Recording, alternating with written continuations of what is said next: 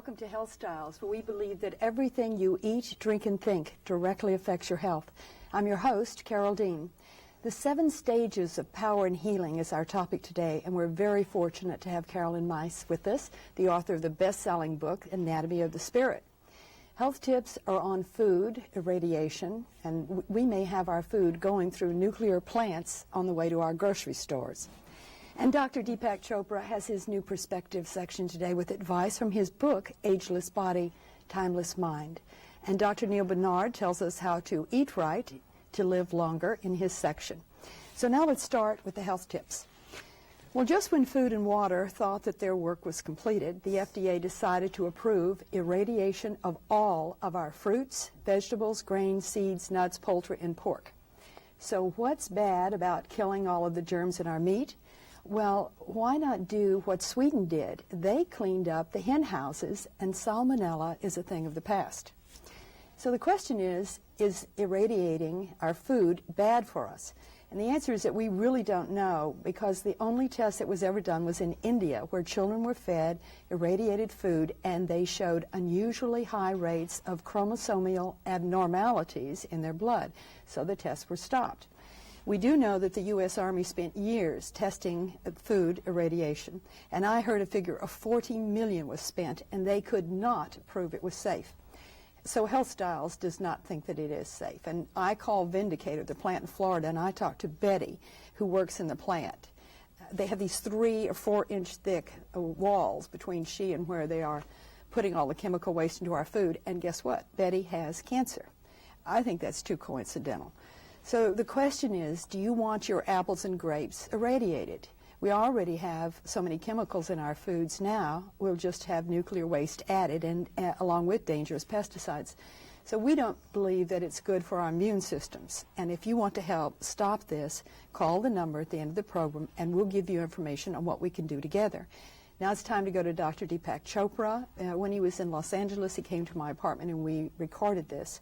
And we'll return with Carolyn Myss, who has been called the female Deepak Chopra.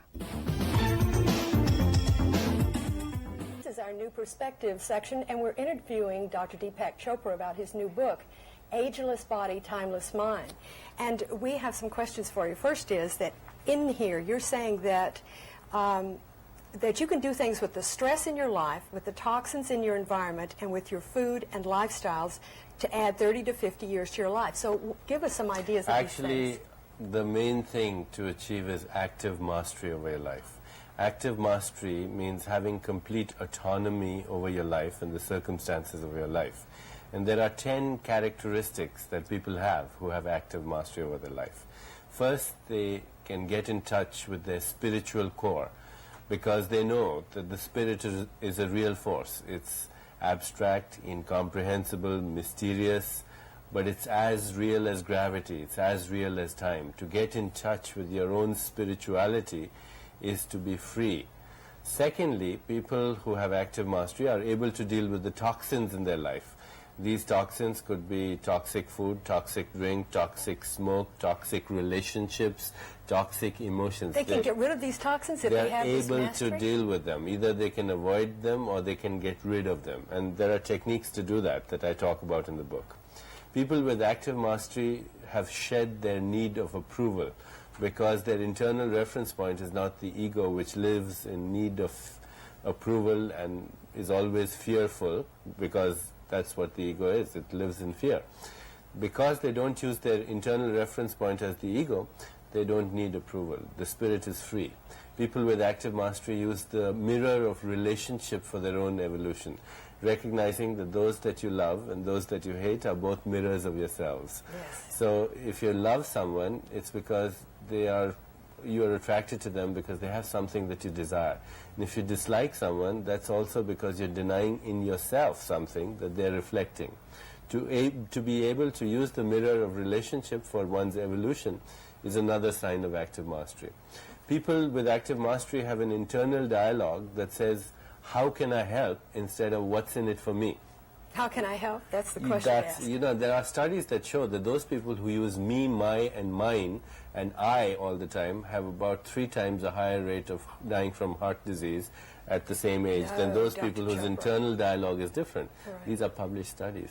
People with active mastery are very conscious of the needs of the body. They recognize that the inner intelligence of the body is the ultimate and supreme genius, which mirrors the wisdom of the universe, and they can tap into it. People with active mastery have life-centered, present moment awareness, because they realize that this moment is as is. It's a precious gift for 15 billion years of evolutionary time. Every moment is This so moment precious. is as is because the whole universe is as is. To see the fullness in every moment and have your attention on it is to actually see God everywhere. Because the presence of God is everywhere, you have only to consciously embrace it with your attention. Oh, thank you People so with much. active mastery have relinquished the need for judgment.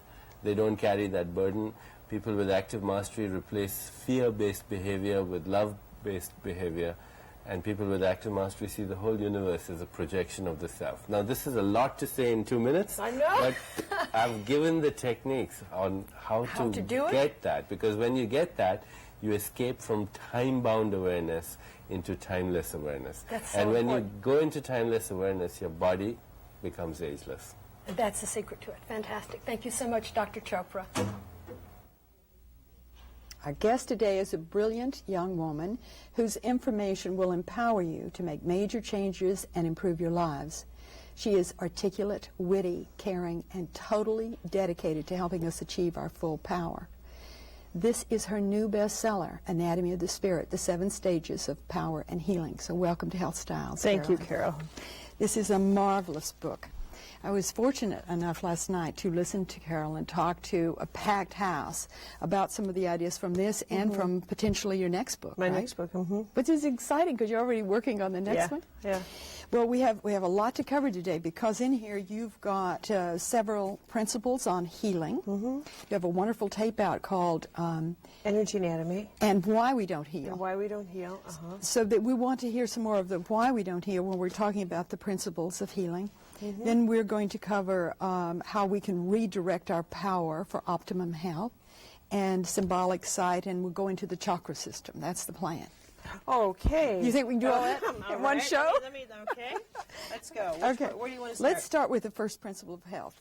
That's the most, to me, that's very important. We get started and understand what we all have to do. Because it's no more where you go in the doctor's office and say, fix me, there's something wrong, right? Right, exactly. The first is responsibility. I mean, you really have to take it. You know, I don't like that word. I think rather you want to look at it as the fact that you want to move into the capacity to recognize that you're somehow or other co-creating this vessel that you're living in. And that there probably are different rules that you have to play with once you start taking a different level of relationship with your own body. And checking into it and That's knowing right. when it's ill and when it's Right, not functioning right. right. I think we know, and you hear people say, well, I don't feel right, I just thought I would rest. And that's a very important thing to do. But you help us with the psychological side of what's going on, and that is what we all need to know. There's more than, there's something else causing this physical illness, right? Yeah, absolutely.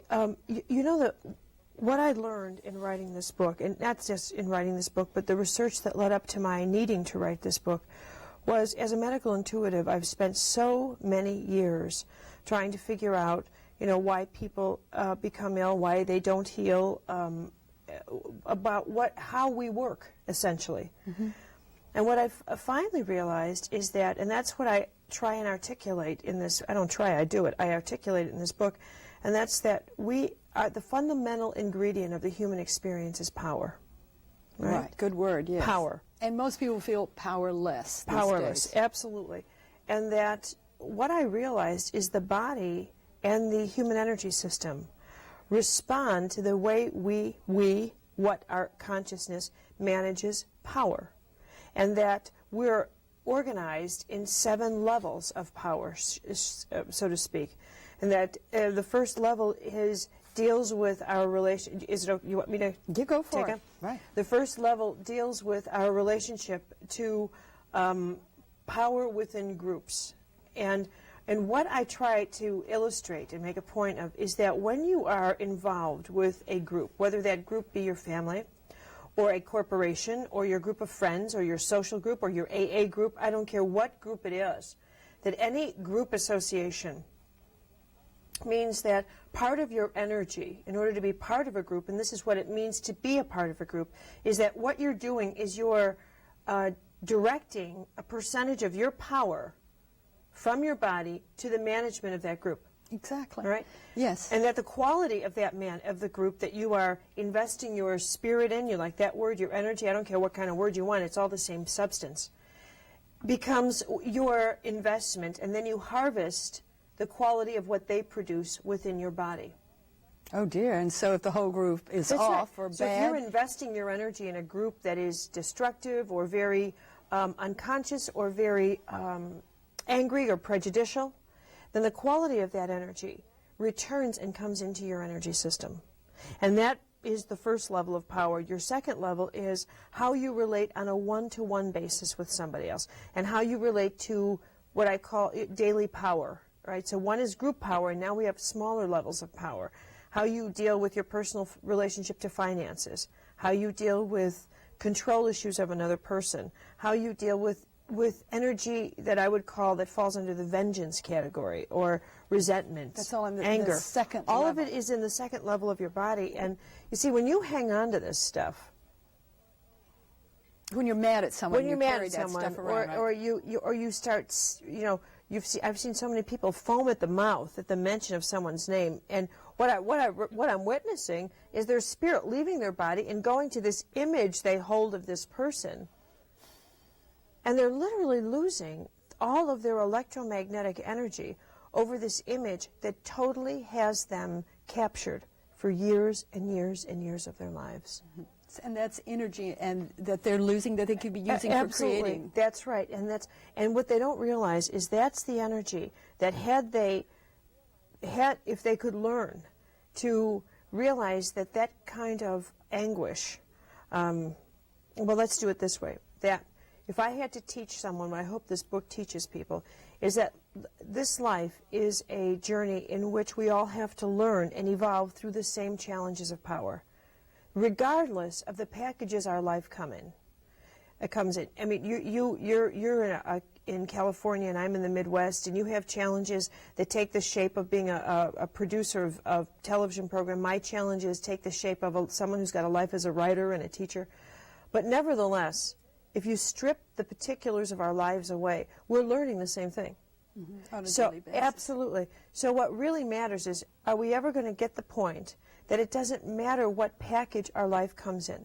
The real issue is, are you learning what you're supposed to learn? And what are we supposed to learn? That's the key question. Well, here's the rich question. Here are the things we need to learn. One, we need to learn that all is one. Now, that sounds like such a sweet, poetic thing.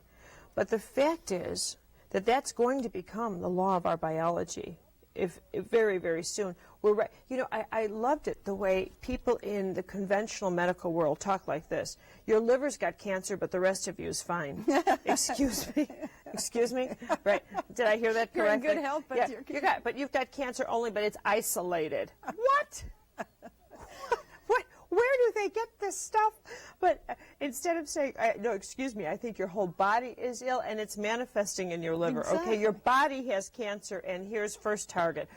If it's their idiot language that keeps people in such shock when they decide, you know, you have a cancerous tumor, we'll remove it so your body no longer has cancer. Excuse me? That body produced it, and that's why they're going to get it 2 years later down the road, or 3 years. It's going to come back. Because they haven't treated the whole system well. We are finally learning that all is one. I mean, if the whole system has cancer, and so we have to look at the whole system. And what does that mean?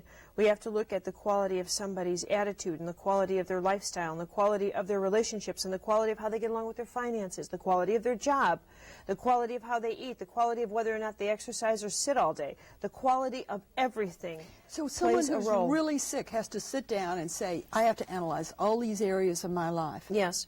Plus, the quality of whether or not they want to change.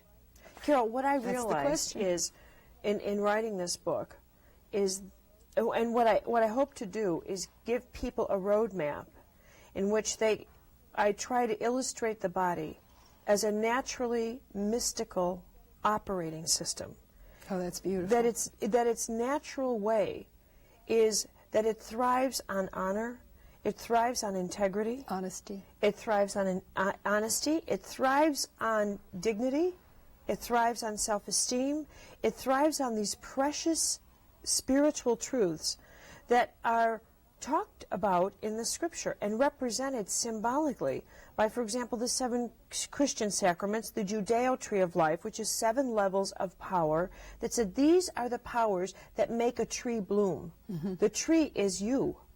So you need to create, you need to have a connection to life, you need to have endurance and integrity, you need to have honor, you need to have wisdom, you need to manage judgmentalism with wisdom and compassion. These energies and powers make your tree of life thrive. And when they're not there, And when they're not, or, the tree or part dies of them are or not becomes diseased, Okay. okay? And this is what I wanted to teach people with this, and what I realized is, and I keep seeing this again and again, is we make the assumption that everybody wants to be healthy and healed, but you know that is not true. Well, tell me. That I mean, is that's really awfully not hard true. to believe. But it is not true. I am telling you right now that the idea that everybody wants to be healthy is probably one of the most naive ideas we've ever come across. I'll tell you what people really want. At least this is today's weather report. You interview me a year or 2 years from now, I'm going to change this. But today's weather report is this, and that's that people want not to be in physical pain. Right. Okay? Right. But they can get a pill for that, usually. Right. They don't want to be in physical pain, and they generally like to have some amount of energy in their system. Right. Get pills for that, too. Right. They can get pills for that, too. But to make the changes that one must make to go from living a lifestyle that drains you of your energy to living a lifestyle that brings energy to you, you are talking, as a rule, about the complete dismantling of a lifestyle and the reestablishment, the establishment of patterns that you've never lived before. You go from, I've never exercised, to daily exercise. Ugh. I have negative attitudes about people, and now you're telling me I've got to let go of those and forgive.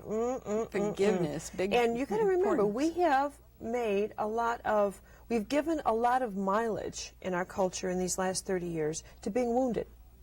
That's true. Okay. Yes, and that we are helpless, and that we are victims. Right. And the wounded have a lot of privilege right now. All right. They have a lot of privilege. Right now, you get a lot of mileage out of pulling out your wounds. That's right. Right? You can, do. yeah. You get a big, huge mileage. You know how? So we meet, and you say I'm from Chicago, and I'm from California. So, and then we say you're in producing, and I'm in writing. So, if we really wanted to be friends, one of us is going to pull out a bite-sized wound, not a big one, but a small one, to see if we have a wound mate possibility. All right? There's a lot of mileage in this, Carole. When we have yet to model in our society well, let me go at it this way. We don't have a model of what it means to be a healthy person who is simultaneously emotionally vulnerable and alive. What we've done is we've crossed a very dangerous wire, and we're paying a price for it. What's that? And that wire is that we've equated being healthy with being perfect. And being perfect meaning this: you never have any more emotional crises. You are always healthy. You never complain. You can always do everything. You never need anybody. So we've taken this category of neediness, and we've seen it, as we continue to see it even within the holistic world, as the consequence of being weak.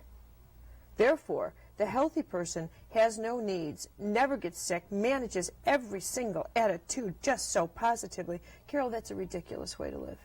Well, I don't think it happens. Right, does it? it doesn't happen. But if that's what our ideal to be healthy is, nobody wants to get to that promised land.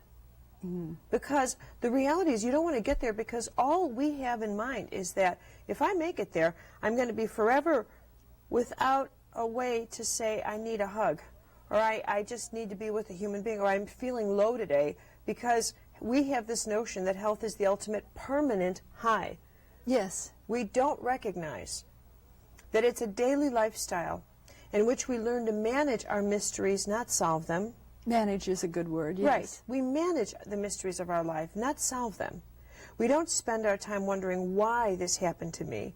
We finally say, it did happen, now what am I supposed to learn from it? We live in the management of mystery. Well, one of the things that you were saying last night was, are you learning, and it was just a simple thing like self-esteem. Right. Are you learning how to have joy on a daily basis? You see, none of us think about those things as lessons in this life, but they are major things. They are the major lessons. We are under so many delusions and illusions that, the moment somebody thinks of their life's purpose, they think of a job. Right. Okay? They reduce it to a money-making occupation. Or producing a child. Right. Instead of recognizing that your life's purpose probably has a lot to do with what you're supposed to learn, what you're supposed to give, contribute, both the give and the take of your experience on this earth. Now, the form it takes may be, quite frankly, secondary to the fact that the primary focus is, are you learning and giving what you've come to do? And these are key things that we want to cover. So we're going to take a break. We're going to Dr. Neil Bernard, head of the Physicians Committee for Responsible Medicine, and we'll be right back with more information from Carolyn.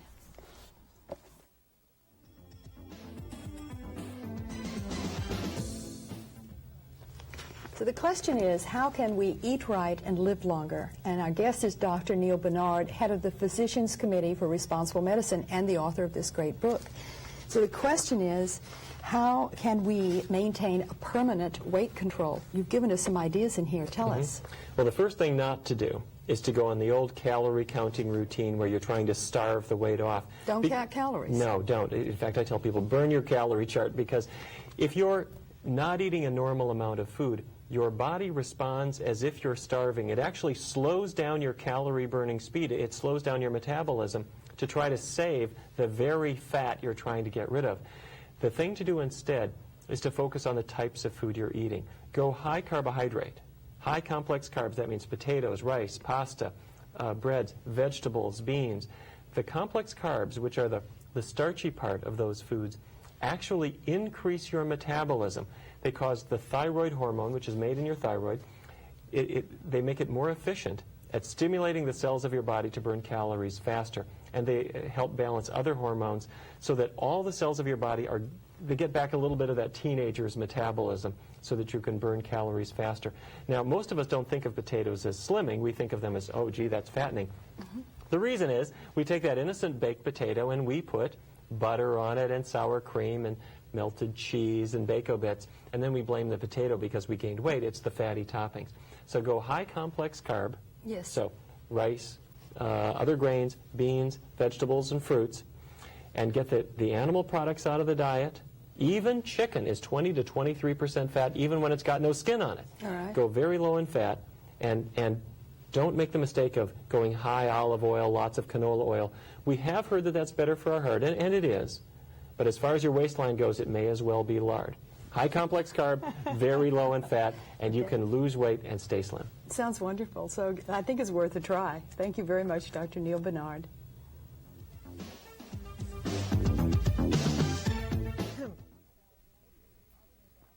We're interviewing Carolyn Mace, and we're talking about her new book, The 7 Stages of Power and Healing, The Anatomy of the Spirit.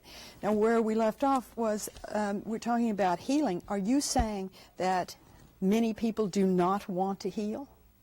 Yeah, that's exactly what I'm saying. I'm saying in theory they might, but not really. Not to where they have to do the work. No, I'm saying people, remember what's more frightening, Carol, to people than being alone, which is usually listed as the #1 fear. If you're in one of my workshops, and I'll say, abandonment is the big, But actually, the fear of change. Oh, that's a big one, right. The fear of change. And everyone is born knowing. Actually, everyone's born knowing that if you become more conscious, take a different level of responsibility for yourself. Like I teach my students the first principle. I think you were looking for this information earlier, that your biography becomes your biology. Yeah, but yes, you must elaborate on it for a minute. But if I teach someone that, and they finally get it, that their biographical history is woven into their biological formation. So if they've hurt someone and Right. walked away, and That's right. then that If becomes, they- they're right. carrying that. If you have unfinished business, you are attached to that by your energetic system. Right. And it's pulling on you and That's can right. cause physical Absolutely. illness. It causes illness. It causes you to age faster. It causes a slowdown of the wonderful events that can happen to you because you're magnetizing your past instead of your present. It's a big mouthful to say, yes. but you get it if you listen to me. Well, but the reality is people are born knowing the things that I teach. What I'm doing is all of a sudden waking. It's like a wake-up call. And what happens is I have seen so many people say, I don't want to be woken up yet. I like it in theory, but I don't want to change. I don't want to work that hard. Not yet. Quite frankly, the idea, death, people are not afraid of death, Carol. People are afraid of dying. All right, and being in pain and being drugged and all the garbage that goes with the dying process. But we're not actually afraid of not being here because somehow or other we're born feeling, I can't even imagine the end of myself because that's right, there is no end. But it's it's not using all your potential in this life. I Right. think that is the worst thing that you That's could exactly do. right. Not living the perfume version of your life instead of the toilet water, or the cologne. But as I teach people these principles, the one thing I would leave your guests with is that healing anything is actually very possible, but healing is more than just wanting it, more than just reading books, more than just attending seminars. Or vitamins, minerals, and good Vitamins, more than just changing your. See, the easy things to do are taking vitamins and changing your diet. That's the easy stuff. But with it has to go the That's mental right. changes. The attitudinal changes, the empowerment changes, the agreement not to let yourself be abused or to abuse others. This level of choice, the agreement not to use your history of wounds as a way of controlling others. Oh, those are Okay. powerful statements. Carolyn, Okay. we just got started and it's time to wrap, but thank you so much. It's such a Thank pleasure. you. It is a pleasure. All right.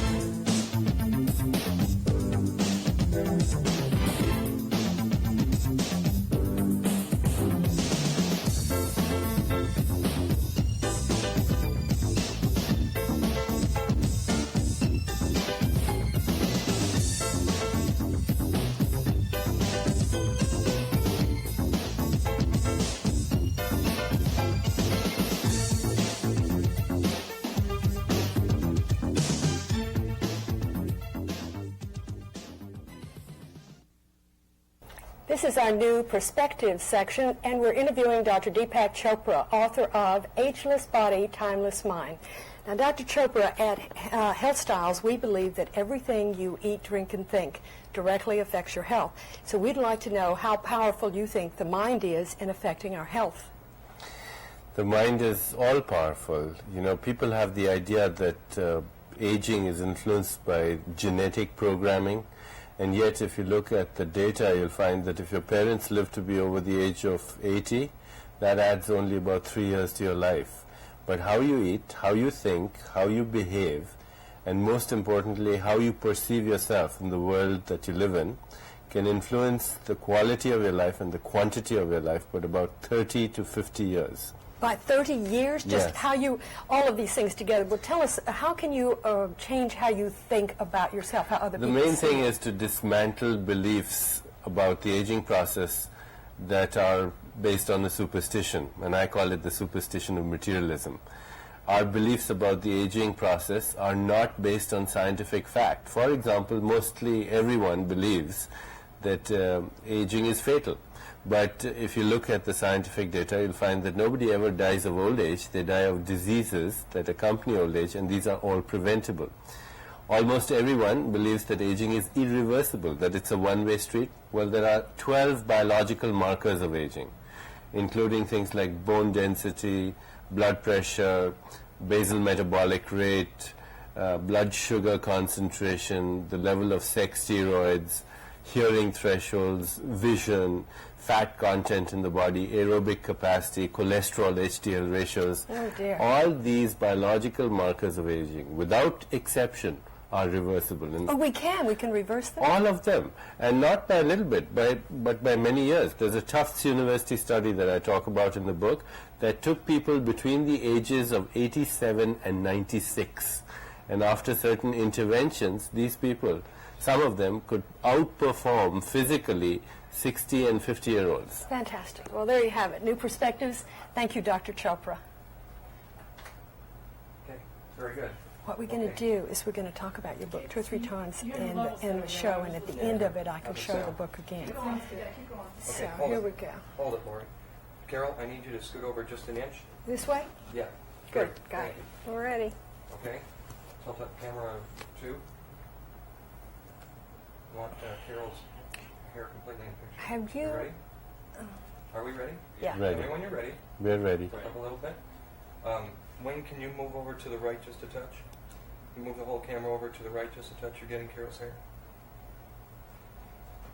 Okay. Thank you. Okay.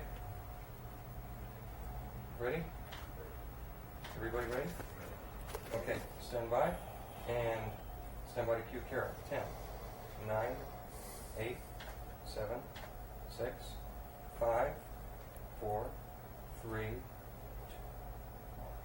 This is our new perspective section, and we're interviewing. Cut. Start again. 10, 9, 8, 7, 6, 5, 4, 3. This is our new perspective section, and we're interviewing Dr. Deepak Chopra about his new book, Ageless Body, Timeless Mind. And we have some questions for you. First is that in here you're saying that that you can do things with the stress in your life, with the toxins in your environment, and with your food and lifestyles to add 30 to 50 years to your life. So give us some ideas of these Actually, things. the main thing to achieve is active mastery over your life. Active mastery means having complete autonomy over your life and the circumstances of your life. And there are 10 characteristics that people have who have active mastery over their life. First, they can get in touch with their spiritual core because they know that the spirit is a real force. It's abstract, incomprehensible, mysterious, but it's as real as gravity, it's as real as time. To get in touch with your own spirituality is to be free. Secondly, people who have active mastery are able to deal with the toxins in their life. These toxins could be toxic food, toxic drink, toxic smoke, toxic relationships, toxic emotions. They can get rid of these toxins if they They're have this able mastery? to deal with them. Either they can avoid them or they can get rid of them. And there are techniques to do that I talk about in the book. People with active mastery have shed their need of approval because their internal reference point is not the ego, which lives in need of approval and is always fearful, because that's what the ego is. It lives in fear. Because they don't use their internal reference point as the ego, they don't need approval. The spirit is free. People with active mastery use the mirror of relationship for their own evolution, recognizing that those that you love and those that you hate are both mirrors of yourselves. Yes. So if you love someone, it's because you are attracted to them because they have something that you desire. And if you dislike someone, that's also because you're denying in yourself something that they're reflecting. To be able to use the mirror of relationship for one's evolution is another sign of active mastery. People with active mastery have an internal dialogue that says, how can I help, instead of what's in it for me. How can I help? That's the question asked. There are studies that show that those people who use me, my, and mine, and I all the time have about 3 times a higher rate of dying from heart disease at the same age than those Dr. people whose Chopra. internal dialogue is different. Right. These are published studies. People with active mastery are very conscious of the needs of the body. They recognize that the inner intelligence of the body is the ultimate and supreme genius, which mirrors the wisdom of the universe, and they can tap into it.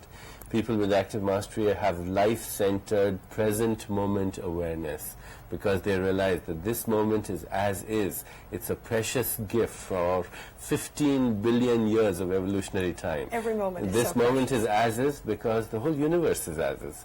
To see the fullness in every moment and have your attention on it is to actually see God everywhere. Because the presence of God is everywhere, you have only to consciously embrace it with your attention. Oh, thank you People so with much. active mastery have relinquished the need for judgment. They don't carry that burden. People with active mastery replace fear-based behavior with love-based behavior. And people with active mastery see the whole universe as a projection of the self. Now, this is a lot to say in 2 minutes. I know. But I've given the techniques on how to do it? get that. Because when you get that, you escape from time-bound awareness into timeless awareness. That's so and when important. you go into timeless awareness, your body becomes ageless. That's the secret to it. Fantastic. Thank you so much, Dr. Chopra. No problem. Okay, that was fabulous, fabulous. Now, we're running some black. They have to lay down black between each one.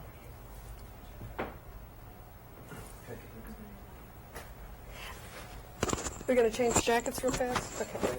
There you go. I got it. Let me show.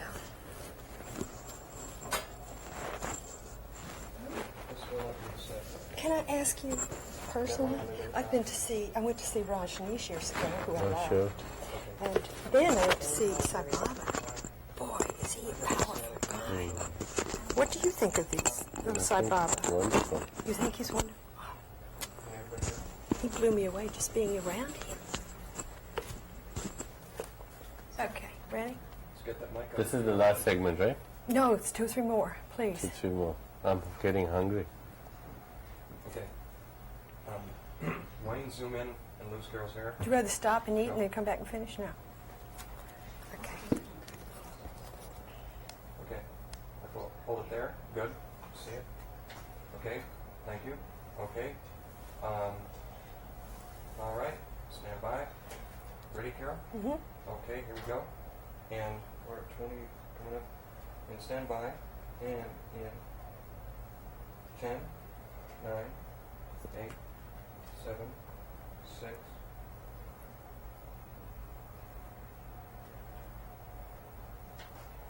This is our new perspective section, and we're interviewing Dr. Deepak Chopra, author of this latest book, Ageless Body, Timeless Mind.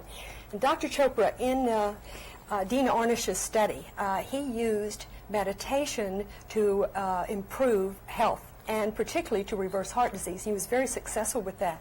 What do you think is important about meditation? Why should people do Actually, it? meditation has quantum effects. If the heart is improving, so is everything else. You know, I've practiced TM, or Transcendental Meditation, for many years, and most of the research has been with this particular technique. And I recently published a paper with my colleague, Dr. Jay Glazer, and we showed that people who'd been practicing meditation for several years, in this case it was TM, they had higher levels of a hormone called DHEA sulfate. Now, normally, when people age, the levels of this hormone drop, but in people who are meditating, the levels actually increase, signifying that there was a biological marker that you could measure that actually showed the reversal of aging. There are other studies, and these have been published in international journals, with TM meditators that show that those people who've been meditating for 5 years or so have a biological age that's about 12 years younger than their chronological age. For 5 years of meditating, you get 12 extra 12 years? extra years. Wow. And the increase is exponential. And how this works is now well understood, because when you're in that state of heightened awareness, which is restful and yet alert, your basal metabolic rate goes down and the body becomes silent. And when the body is silent, then the healing, the self-repair healing mechanisms of the DNA are amplified. So meditation is probably one of the best ways to retard and reverse the aging process. Fantastic. Thank you so much. Thank you, Dr. Chopra. Okay. Carol, next time hold your pose for 5 seconds after it's over. That'd be Okay, good. got Okay. you. All right, tilt up a little bit. Wayne, tilt up just a touch. Can you change that card for me? Okay. Thank you. Okay, zoom in a little bit. Now we need to show the book again, right? Yeah. Okay, zoom out a little bit. Hold it there. Thank you. Stand by. Tilt down just a little bit. Carol, don't Thank you. bang the book up against your microphone. Okay. Here we go. Ready? Stand by. In 10, 9, 8, 7, 6, 5, 4, 3, 2, 1. This is our new perspective section, and we're interviewing Dr. Deepak Chopra about his new book, Ageless Body, Timeless Mind. Now, what we'd like to know is cravings. Dr. Chopra, there's so many people suffering from cravings. Can they use their mind to help overcome this, or Well, what? cravings start when there's imbalance in our body. And in other books, particularly Perfect Health, I've addressed this problem. The cravings are because there is imbalance in our physiology. And when we correct that imbalance in our physiology, then the cravings spontaneously disappear. See, in this model, we don't separate the mind and the body. If something's imbalanced in the body, then the mind also is affected. And as I said, in Ayurveda, there are many body types, at least 9 different body types. And once you understand what your body type is, then you'll know that there are certain foods that are more balancing for you, and these may be quite different from the foods that are balancing for me. Because we're different body types. So the best way to treat cravings is not even address the issue. Find out your body type, find out if there is an imbalance, and then correct that imbalance, and the craving will spontaneously go away. Fantastic. Thank you so much. It's Dr. Deepak Chopra. Okay. Ready to go again? Okay. You okay, Carol? Mm-hmm. Okay. Okay. Angel, zoom out a little bit to pick up the book. When he answers your question, just zoom back in past it. Okay?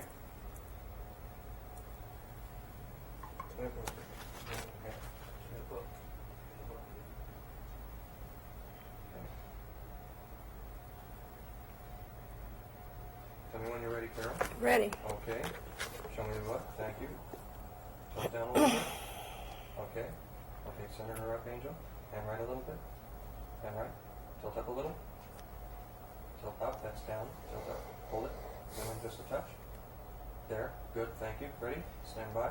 And in 10, 9, 8, 7, 6, 5.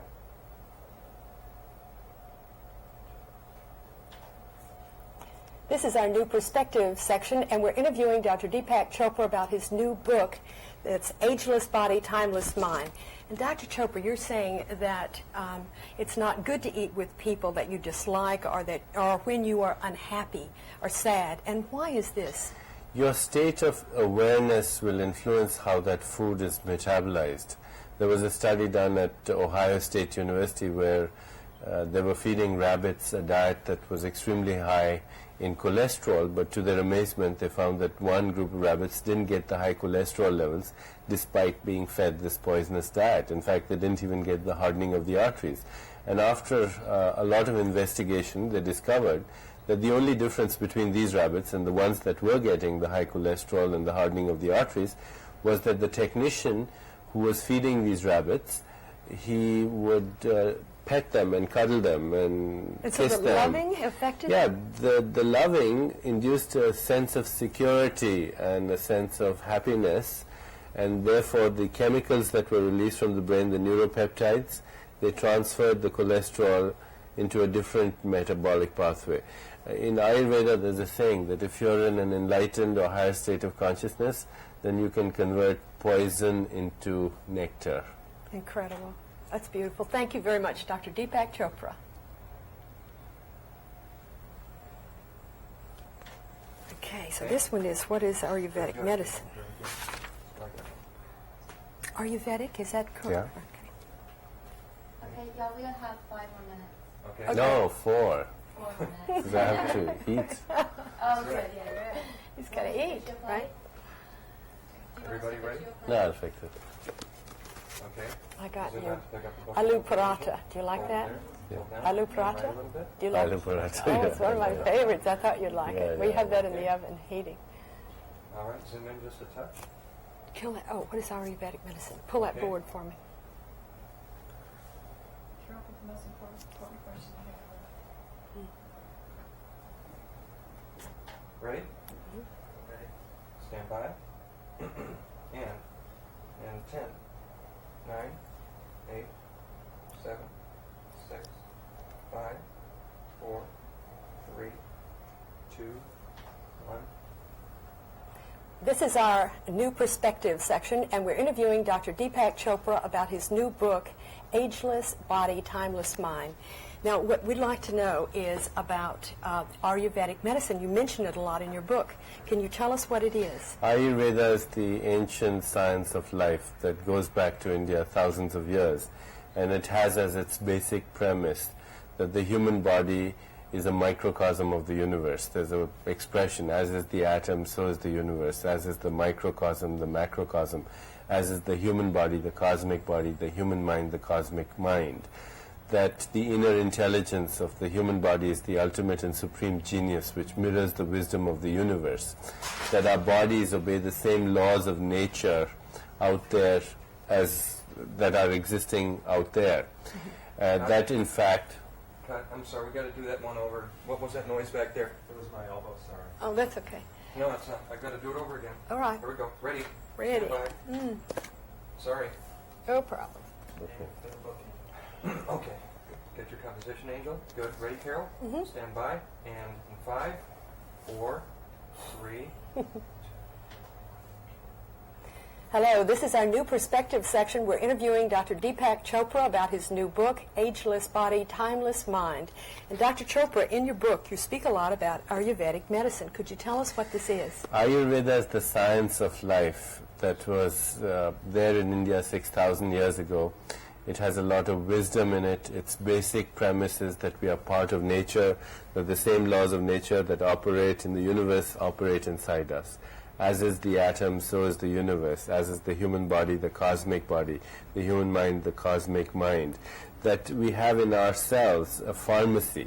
In our bodies have a pharmacy, that makes all kinds of wonderful drugs, anti-cancer drugs, immunomodulators like interleukins and interferons, antibiotics, anti-ulcer drugs, anti-hypertensive drugs, tranquilizers, sleeping pills.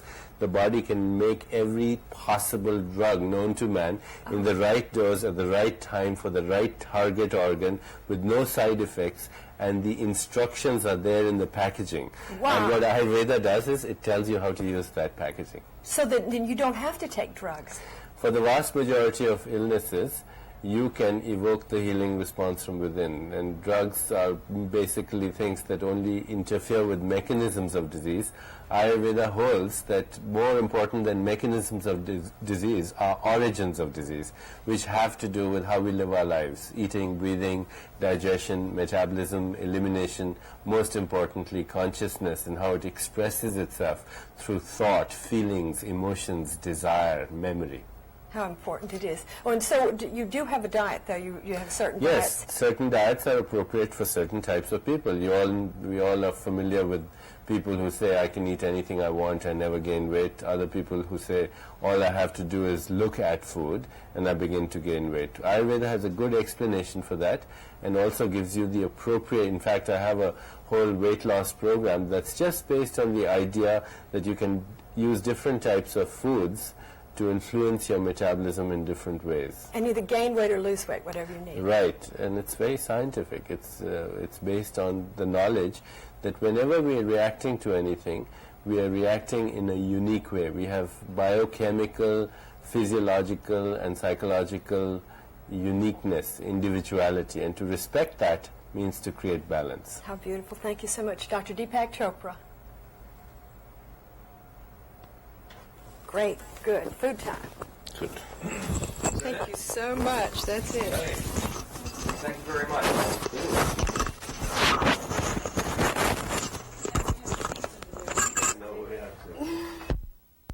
Yes, please.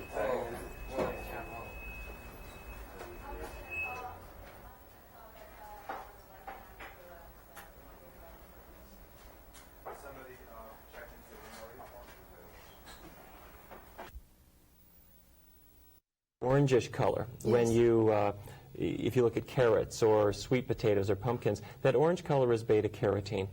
And when you eat it, it gets into your bloodstream, and it actually coats the outer membrane of every cell with a little bit of that beta-carotene, and it can protect to a degree against sun damage. Now, that doesn't mean you should be baking for 8 hours under the sun. You'll turn into a raisin if you do, but Yes. it does have a protective effect. And the new kid on the block is something called lycopene, Lycopene. It's a, the name is not important, but what it is the red color in a tomato, or if you slice open a pink grapefruit Right. or a watermelon, that reddish color in there, that's lycopene. It's twice as powerful as beta-carotene, and some recent studies have shown that if you expose skin cells to ultraviolet light, the same kind of light radiation that causes skin aging, Yes. there's no damage as long as the lycopene is present. The lycopene itself takes the hit instead of your skin. Well, now, what food should we eat to get plenty of lycopene? Pink Okay. grapefruits, all right? Yes, yeah, pink grapefruits, guavas, watermelon, tomatoes all have the lycopene. The orange and yellow vegetables, particularly carrots and sweet potatoes, those are probably the real gold mines for beta-carotene. But I would encourage people not to go out and buy 25 tomatoes and 16 watermelons and 3,000 carrots and that sort of thing, because what you need is a variety of the fruits and vegetables. There are 600 carotenoids, beta-carotene cousins. Lycopene is one, beta-carotene is another. There are 600 of them. No, Yes. that's amazing. And they all have some biological activity, but they differ. And so rather than taking a pill of beta-carotene or only eating carrots, get a variety of the green, yellow, orange, red vegetables and fruits. And have them on a daily basis. Yes, and the other thing is quantity. So many of us really are used to, well, I'll just have a little bit of vegetables on the corner of my plate. That's not going to do it. You really need to have the equivalent of maybe 2 servings of vegetables at each meal. The small little bit. So would, you know, when I grew up, they always said you'd have to have a yellow vegetable and a green vegetable, you know, that you should balance your colors. Is that true? Eating for color is actually a very good idea, because those pigments aren't just there to make them look pretty. Those pigments are actually the color of various antioxidants. All right. Now, the thing to get away from, by the way, are those things that encourage the lines to form, that encourage free radical damage. Free radicals are these natural chemicals that happen to be very dangerous. They naturally arise in our bloodstream as a part of our normal body metabolism. But then, Dr. Bernard, with all the other chemicals that we get through the air and the water and the foods that we eat, then we must have many more free radicals than we were designed to have, right? Yes, and that's step 2, is to get those chemicals out of the body. You know, if every chemical that you ever inhaled while you're filling your Ford Escort with gas at the Texaco station, or something in your drinking water, or things in the air, you know, certainly there's no shortage of pollutants in the air. If all those chemicals stayed in your blood, we'd be in trouble. Our liver filters the blood, and it takes those chemicals out. But the enzymes, which are simply big protein molecules in the liver, the enzymes that have the job of recognizing those chemicals and breaking them down and taking them out of the blood, they work slower on certain kinds of diets and faster on other diets. In other words, certain foods help your chemical cops, if you will, to recognize chemicals, arrest them, take them out of the blood, get them out of your body much faster. And here, the best foods are what we call the cruciferous vegetables: broccoli, cauliflower, Brussels sprouts, kale, cabbage. The cruciferous group actually stimulates your liver to make more enzymes to recognize and eliminate chemicals, and it does it within 24 to 48 hours. You should see the way the research is done. That's incredible. So to take the kale, where they always use it to decorate with, start cooking and eating it. Let's get get the right... They put the kale under the shrimp salad. Throw the salad out and eat the kale instead. You'll be better off. That's right. Right. Okay, so cruciferous is a new word we're all hearing, but that's a very important word. So all Yes. of these vegetables... Now, when you're talking about the enzymes, we have to have those with every meal, they say, in order to really digest with the Krebs process of digestion. So then that means we truly need vegetables almost at every meal, right? If you think about our primate cousins, who are chimpanzees and gorillas and orangutans, they're not just having a few vegetables on the side of their plate. They're spending all day long eating leaves, fruits, shoots, blossoms, and so they do dose themselves with a whole lot more of the antioxidants than we tend to get, because regrettably our culture has been seduced into eating meats and dairy products as the center of our culinary tradition. And you don't believe in that? Well, there are several problems with that. You get a big load of cholesterol, a big load of fat, and meats animal products of any kind are extremely low in the antioxidants. There's no vitamin C at all in a pork chop or in that skinless chicken breast or And in a no glass fiber. of milk. No fiber at all, no complex carbohydrates, no vitamin C whatsoever. And if your tradition is based on that, and I grew up in cattle country myself, I grew up in North Dakota, and we were eating pork chops and roast beef, but you don't get the natural protections that your body needs. Right. Okay. Well, it's fascinating. All right, let's go to number 3, which is take advantage of powerful ways to build your immune system to knock out living pollutants. Yes. We talked a little bit about the chemical pollutants, but it's also true that there are, if you will, sort of living pollutants that can be in water. We hear about cryptosporidium and other things which regrettably are microbes that end up as, well, as you said, living pollutants. They are infectious organisms that do come from outside. Well, this is a big problem right now because the majority of the municipal waters are bad. Most cities. Yes, they're bad in two ways. One is that they do have simply chemicals in them that are not living, but they have heavy metals, pesticides. You'll find them when you test the water. And secondly, in Washington, D.C., where I live, in Milwaukee, and other cities, we're seeing more and more of these things like cryptosporidium. And it may be great for washing your clothes or washing your car. It's not so great for drinking. No, it's not. Well, what about filtering that water? Do you believe you can get it out if you use a reverse osmosis filter? There are filtering systems that do seem to be pretty effective, and I think it's worth doing. The old idea of, well, don't worry about the water, it's fine, only cranks worry about that. Well, it turns out the cranks were right. I think it's a very important thing. Now, you wrote in your book an amazing paragraph, or several paragraphs, about the ability to control your sex hormones, which keep you young. That was fascinating. Tell us. If we look at so many aspects of life, from when we arrive at puberty, to, say, the menstrual cycle, month after month after month, to the experience of menopause, all those experiences are dramatically different depending on the level of estrogens, the female sex hormones, in the blood, or for men, testosterone. Now, this hinges on food. The more fat there is in the diet, any kind, especially animal fat, but even vegetable oil, the more fat in the diet, the more a woman's body makes estrogen. And it happens very quickly. Add fat to the diet, there's more estrogen produced.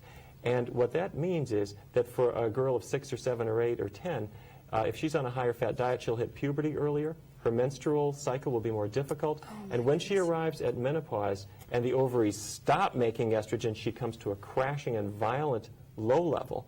And the result is hot flashes. And depression and fatigue and all those You things. get emotional that people symptoms, you complain. get a demineralization of the skeleton. Had she been on a much lower fat diet, even like the traditional Japanese diet, lots of rice, lots of vegetables, not so much in the way of animal products, she will be adapted to a lower level of estrogen. The change at menopause is not so dramatic, and there is no Japanese word for hot flashes. No, that's wonderful. Well, what about soy? Do you think that we should eat a lot of soy? Well, we're going to have to take a break. We'll come back because we want to know more. We've got some great questions here. And so let's go to Dr. Deepak Chopra, and we'll learn how we can use our mind to improve our bodies, and we'll be back with more information. This is our new perspective section, and we're interviewing Dr. Deepak Chopra about his new book that's Ageless Body, Timeless Mind. And Dr. Chopra, you're saying that it's not good to eat with people that you dislike or when you are unhappy or sad. And why is this? Your state of awareness will influence how that food is metabolized. There was a study done at Ohio State University where they were feeding rabbits a diet that was extremely high in cholesterol, but to their amazement they found that one group of rabbits didn't get the high cholesterol levels despite being fed this poisonous diet. In fact, they didn't even get the hardening of the arteries. And after a lot of investigation, they discovered that the only difference between these rabbits and the ones that were getting the high cholesterol and the hardening of the arteries was that the technician who was feeding these rabbits, he would pet them and cuddle them and And kiss so the them. loving affected? Yeah, the loving induced a sense of security and a sense of happiness, and therefore the chemicals that were released from the brain, the neuropeptides, they transferred the cholesterol into a different metabolic pathway. In Ayurveda, there's a saying that if you're in an enlightened or higher state of consciousness, then you can convert poison into nectar. Incredible. That's beautiful. Thank you very much, Dr. Deepak Chopra. Our guest today is Dr. Neil Bernard, head of the Physicians Committee for Responsible Medicine and the author of this great book, Eat Right, Live Longer. Dr. Bernard has 8 ways that you can use the power of natural foods to resist your aging process. And we're about on number 5, but first we wanted to find out about what you think about eating soy. Yes, soy products are very unique in a way. The soybean contains certain chemicals that we call phytochemicals, P-H-Y-T-O chemicals, which is just a fancy name for plant chemicals. What they are certain natural compounds that have a very, very mild estrogen-like effect.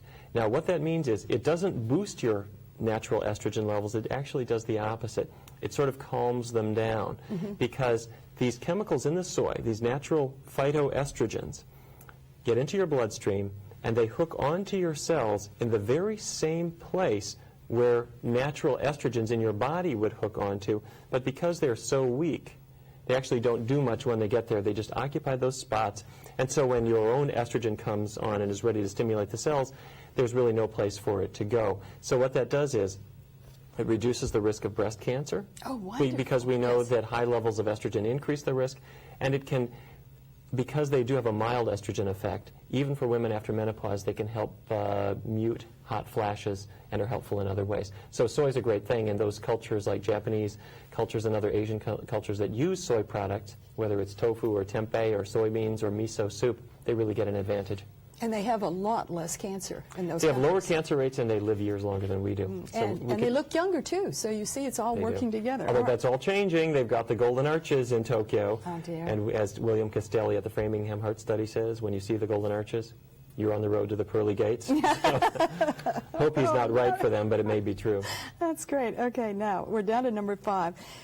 Show us how, or tell us how we can rejuvenate our arteries, no matter how old we are. So, Yes. because heart disease is a big problem. Yes, we have 4,000 heart attacks every single day. It's still the #1 killer in America, but Dr. Dean Ornish, who is a brilliant scientist at the University of California in San Francisco, showed something really remarkable. It's possible to not just arrest the progression of heart disease, but you can actually turn it around, make it go away. What I'm talking about are the blockages that form in our coronary arteries. These are the arteries that crown our heart, which is why they're called coronary arteries. They bring the blood supply and the oxygen to the heart muscle. Well, blockages form in those arteries, and they pinch off the blood supply. But you might be 85 years old, 95, I don't care if you're 105 years old. There are 4 steps that you can take that will cause those blockages to start to dissolve and to go away. Without any operation, without any medication. No surgery, no medication, not even cholesterol-lowering drugs. Fabulous. Number 1 is get the cholesterol out of the diet. Where is the cholesterol? It's in animal products. You've got to get them all out. Now, I know that means learning some new tastes and learning how to make spaghetti marinara and a bean burrito or whatever, but it's doable. Vegetarian diet. Number 2, exercise. Now, when I say exercise, I don't mean pumping iron and getting up at 5:30 in the morning and slogging down the roadway. Just a half-hour walk. A walk? Yeah, just walking. Is that good enough? Yeah, well, I wouldn't suggest dawdling, but, you know, a good brisk walk. Oh, that's great. A half hour a day or 3 times a week for an hour. 3rd, don't smoke, not even a little bit. And 4th, try to reduce stress in your life, which is why he didn't do the study in Washington, D.C., where I live. But if you can do those 4 things, vegetarian diet, half-hour walk every day or an hour 3 times a week, don't smoke, reduce stress. 82% of patients actually found that within the first year, their blockages were shrinking enough so that you could actually measure the change on an angiogram, which is a special x-ray of the heart.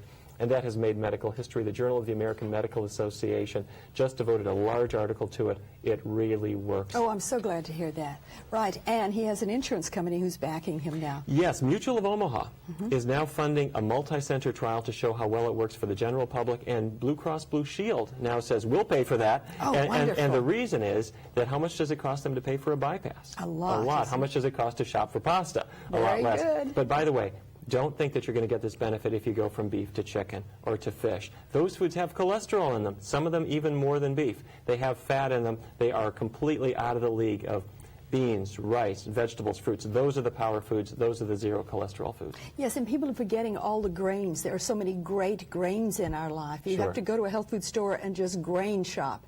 you could eat grains every night, never have the same grain for 3 or 4 weeks at a time. And it's helpful to find out good ways to make them. For a lot of people, they'll buy brown rice, and the way they cook it up, it tastes like wet newspapers. But there are ways to cook them so that they're delicious, and they retain that nice, crunchy texture. And we talk about, but did I mention let me give a plug for Jennifer Raymond, who did all the recipes. I have 100 pages worth of recipes in Eat Right, Live Longer. Oh, great. And they're quick. They're easy to make, relatively few ingredients, and they really are tasty. Well, that's what's so important, because we send recipes out with our Help Styles package. Yes. Because it's one thing to say it, but then what do you do? And so we tell people how to shop, where to shop even, and give them some ideas. And these recipes are great. I looked at some of them. Now, let's go to your skin and hair and how to care for them and what causes wrinkles and what we can do about it. Yes, we talked about the first part of this already with bringing in the antioxidants like the beta-carotene and the lycopene, which is the red pigment. But let's talk about the second part of protecting our skin and hair. And that is, what are the factors that can accelerate the aging process, and how do we avoid those? And one is going to be a little bit of a shocker for people, and that's iron. Back in the 1950s, when I was growing up, we thought, oh, the more iron, the better. Have a lot of that Take your red iron meat. pill. And yes, iron pills, Geritol. It turns out that the more iron there is in the body, the more free radicals form. Free radicals are these little chemical piranhas that form in our bloodstream and are responsible for much of the aging process. Iron acts as a catalyst, meaning it causes these free radicals to form much faster than they would otherwise. Now, you need iron in your diet. But there are two sources of iron that are the safest sources. Beans and greens is an easy way to think about it. Really? Beans are a very humble food. They don't have a good lobby group singing their praises, but let me tell you, zero cholesterol, extremely low in fat. They've got soluble fiber, and they've got a form of iron that if your body needs more iron, it absorbs more. If your body already has too much, it absorbs less. Same with the green vegetables. What do you stay away from? Meats, chicken, fish. The form of iron that they have, which is called heme iron, as in hemoglobin, it just barges right into your body whether you already have too much or not, because your body can't regulate its absorption of that kind of iron. The majority of women after menopause and men throughout life have too much iron, and they're aging too rapidly as a result. As a result of too much iron. Now, you tell us in here how to test for that and how to get rid of it if you need to. Right. A hemoglobin test and a hematocrit test, which your doctor runs routinely, is not enough. There are special tests that you need. They're easy to do, and I show what those tests are. Xerox that page, bring it in to show your doctor, and say, can I get these tests? The doctor is familiar with them. It will show you how to do it, and I'll even show you how to interpret the results and what to do if you have a little bit too much iron. Okay, it's very important to know you can have too much iron. All right. Now, it's very important that people understand what pulls calcium out of your body, because I recently was ill and we couldn't figure out what was wrong with me, and it was simply a lack of calcium. And I found it when I read your book. I had been to I'd been to New Zealand, and I was drinking a lot of tea. Right. And the caffeine pulled the calcium out of my body. Yes, and that is so important. So many people hear, well, if I want strong bones, I should drink milk. Doesn't work. No. Or I should take calcium pills, or I should take estrogens, which we now know increase the risk of breast cancer by about 25 or 50%. What can you do instead? There are 5 calcium wasters that when you get them under control, the calcium stays where it belongs. Animal protein, sodium, caffeine, tobacco, and a sedentary lifestyle. Those are the 5. A person who eliminates animal protein, you get the cheese and the eggs and so forth out of your diet, your calcium losses are cut in half. Keep the sodium... Your calcium losses are cut in half. Cut in half, or even better than that. Wow. Reduce the sodium. If you're having coffee, 2 cups of coffee a day max. Don't have more than that. If you have more coffee than that, go decaf. Don't smoke. Smokers have 10% weaker bones and a 40% increased risk of a fracture. And finally, get physically active. But when we talk about weight-bearing exercise, it doesn't have to be, lifting heavy objects. If you're even just walking down the street, your hips, your spine, as they move up and down in the course of walking, get the exercise that your body needs. It's much more important that it be regular than that it be really vigorous. If you deal with those things, you'll get by with much less calcium than you will otherwise. It's very important. All right, now what type of a diet can help you with arthritis? This is one of the most exciting breakthroughs, because even 5 years ago, doctors were saying, well, there's nothing you can do to arrest arthritis. All we can do is cope with the pain and the symptoms. We now know that there are certain food triggers. Dairy is number 1, probably. Wow. When I say dairy, I don't mean the fat. Even skim milk can do it because it's the protein. Now, not everybody gets better when they eliminate the dairy products, but a lot of people do. And other people have specific triggers. Corn maybe for one person, wheat for another, maybe meat products for another person.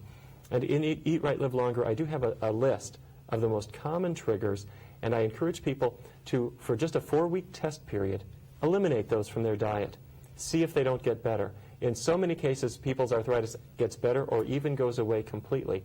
If it doesn't, we have another step where we eliminate more triggers, and then we can bring in certain treatments to help control the symptoms better without the toxic drugs that It's are so often fascinating. used. So it's truly, the other book you wrote that I really love is The Power of Your Plate, and that's really what we've talked about here today. The power of your plate and how you can use it to eat right, live longer. Foods do have power that medications don't have. That doesn't mean cancel your next doctor's appointment. What it does mean is use the foods that keep you healthy, that can keep you living longer. So when you go see your doctor, it's a lot more fun. You are healthy, and he helps you stay healthy, not has to heal you, because you're healing Yes. yourself on a daily basis. Hopefully we're spending our time on the tennis court, on the dance floor, whatever it is, rather than shuttling back and forth to the pharmacy, to the doctor's office.